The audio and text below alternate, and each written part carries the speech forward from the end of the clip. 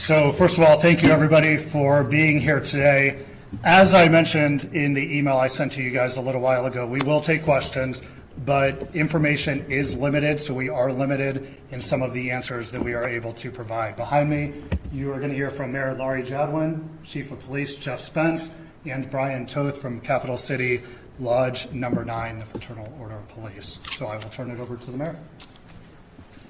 Thank you very much for joining us. I'm sure you're all here today. As you know, we had a tragic incident that occurred earlier today in our city. For transparency, I wanted to brief the community with the information that we know as of now. As Dan just shared, there are still many things we do not yet know, so our ability to answer questions will be limited. I do want to share with you, in the meantime, that I have asked for an outside investigation to be conducted by the BCI team, because I believe that it is best practice to have an independent agency review what happened today. I also want to share that I'm very grateful for our officers that they were able to respond so very quickly to protect our community, particularly in an area that has nearby schools and an assisted living facility that was in the immediate adjacent area as well. I'm going to turn it over now to our Chief of Police, Jeff Spence, who will share with you more details around what happened today. Thank you, Mayor. Today at about 9:26 a.m., our officers were dispatched via a non-emergency call that came from the Spring Hill Suites on Taylor Road. It was regarding a guest that was using a fraudulent credit card. Our officers responded. They spoke with hotel staff, began their initial on-scene investigation. They then went down a first-floor hallway, knocked on the door, and began a discussion through the door with this individual. They tried to talk him out of the room. The individual initially engaged in some conversation, but then fled out the back of a window out into a parking lot and began moving east through the parking lot. Our officers quickly engaged with him and began walking with him, quickly realized that he was armed with a handgun. They began multiple verbal commands for him to drop the firearm.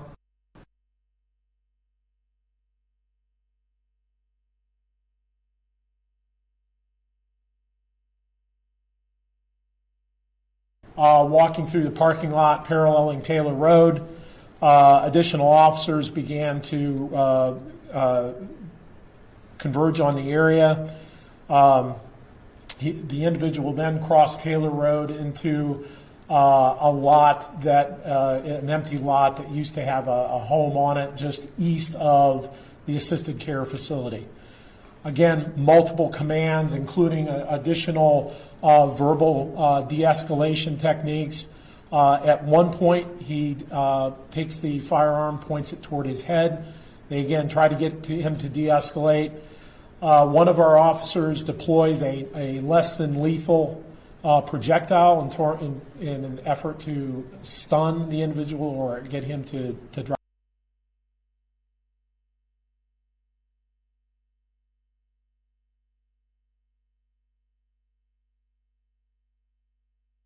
Residence, and then turned and pointed the weapon directly at our officers. Multiple officers then engaged with their firearms. The individual was incapacitated.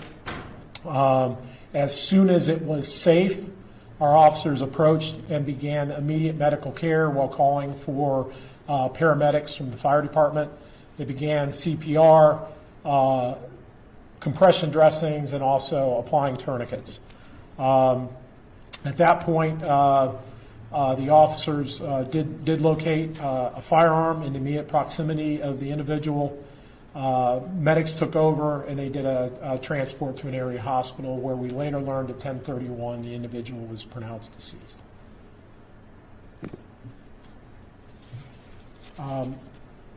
That's the initial information. We immediately called BCI to respond to the scene. Also, our partners with City of Columbus, the Franklin County Sheriff's Office.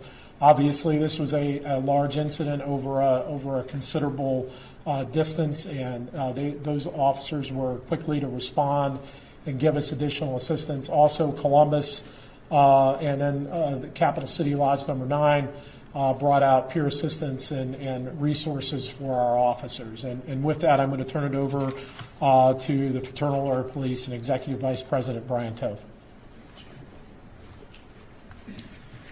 All right, good afternoon. Today, it's about one of the worst calls that an officer or any officer can experience. No officer wants to do what they had to do today. Today also highlights the dangers, the great dangers that all of our law enforcement officers face throughout the country. All of our men and women wearing the uniform. They go to work every day, they put that uniform on, they put that badge, they put the gun on. They don't know if they're coming home at the end of their shift, but they're going to do everything they can to come home and see their family.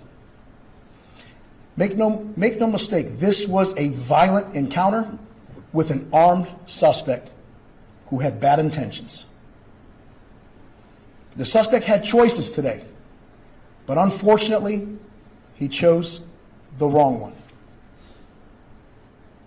This person dictated the officer's response. They had no other choice but to do what they had to do today.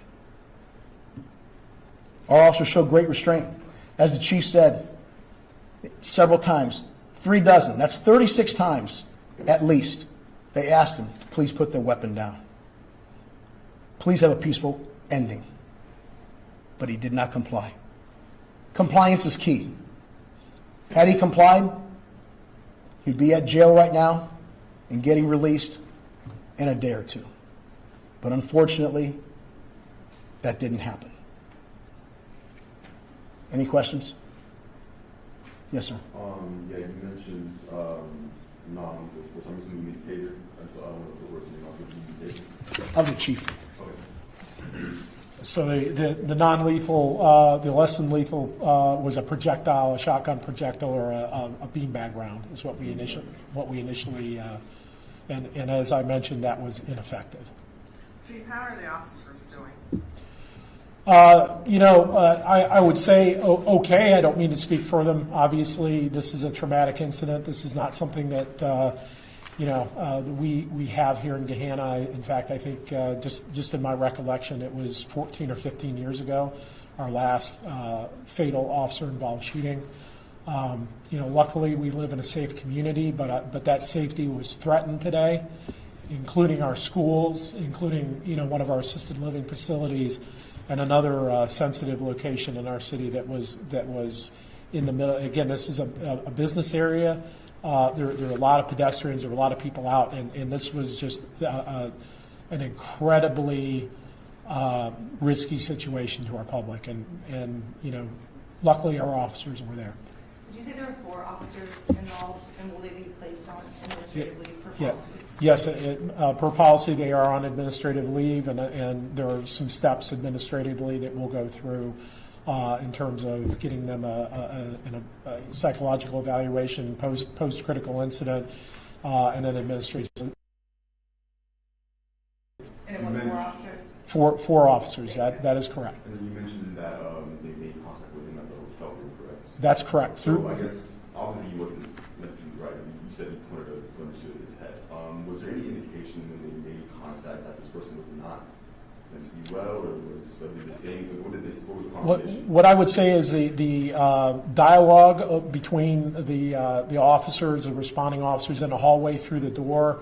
Those are facts that we're still trying to gain. In terms of exactly what that dialogue was, but it's clear that the individual was not complying with just simple commands, and that the behavior. But I'm asking, like, the conversation that took place, was there any indication that this person was like mentally ill or something? Because clearly he wasn't, but I'm asking, like, when they first ran into him, did he say or do anything? What was the nature of the conversation? So what I would say is, and again, these are investigative steps. We're still gathering information from witnesses, but the officers did gather information from hotel staff, and that kind of precipitated the approach to the door and then the dialogue. So that's still in terms of all of the witnesses that we're still interviewing and information gathering. Is it safe to say Taylor Road will stay closed for the next several hours as you continue? Yes. So we do have traffic restrictions in the area as we work through the scene, and yes, that roadway will be closed. We anticipate it being open soon, but BCI is really leading that evidence gathering and investigative steps there in the scene, and it does stretch for several hundred yards. What hospital was the person taken to? Mount Carmel East. Mount Carmel. So when we initially got to the scene, we were able to see that there were police markers around the hotel. So did the shooting start at the hotel and end on? No. The entire scene was contained in a very small area. In that cleared, it used to be a house there, just east of the assisted care facility. That's where. But the initial encounter occurred back at the hotel, and then there's a path of walking, and so we secured that entire area, moved the scene to a wider area. So you're saying behind that fence is where Yeah, there's a there's fence. that fence right by the assisted living, and then we saw yellow tape. Yes, that's where the entire incident culminated. Will you guys be identifying the suspect? Yes, we're working right now to get to do a confirmed identity. And as far as the body camera, will we have releasing that anytime soon? Yeah, absolutely. Well, we're working through that, and as soon as we're able to release that, we will get it out to you. Was it a male in his early 30s, 40s? A male in his early 20s. Okay. How many shots were fired total from officers? Again, that's information that we're still going to gather and let DCI do their work. Thank you. Just finally, I wanted to put out, again, thanks for the City of Columbus, the Franklin County Sheriff's Office, BCI. This is as you noted, a large footprint in terms of a crime scene.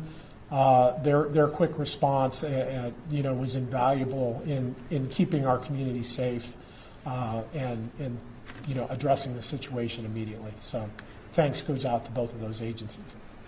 Who's your person last name?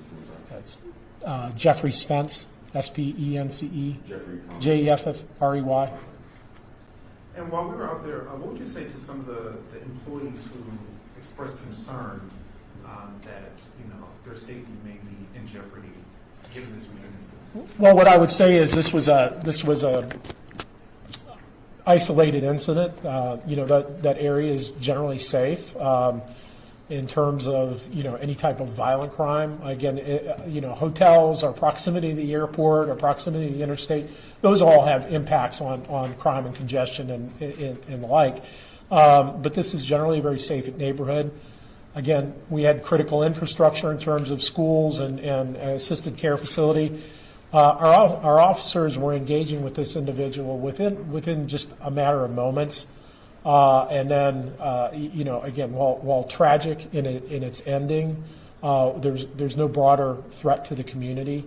And I think, our officers kept that top of mind in keeping the community safe. That's ultimately, while tragic, that's what they were there to do. And And did I got one more question. One more, and then we're Yeah, gonna so you focus mentioned the beanbag. How many times did the officer shoot? Was it just once that you missed, or like what? again, we're examining that. One round was from one less than lethal projectile was fired, and we're Just one? yeah, just one. All right, guys. Thank you very much. Thank you. We're gonna touch this more information. Thank you.